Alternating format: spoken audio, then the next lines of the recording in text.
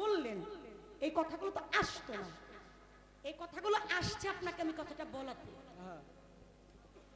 আর কথা যদি একই ভাষা বাবা, এক দেশের গালি আর এক দেশের বলি, আপনি আমার কথাটা বুঝবেন। আমি বলছি কি, এটা বেলায়েতের যুগ, কথাটা বলছি বেলায়েতের যুগ। আপনার নবুয়তটা বর্তমানে কোথায় অবস্থিত,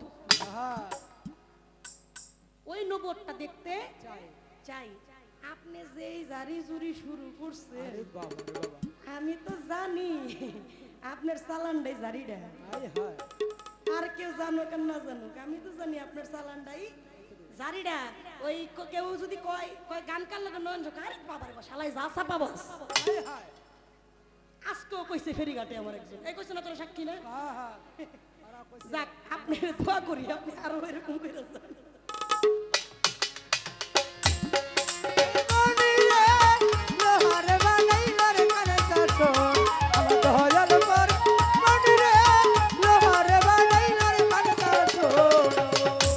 নবুয়ত, এই নবুয়ত আমার রাসূলের পৃষ্ঠ মোবারকে ছিল, যেটা হলো মোহরে নবুয়ত।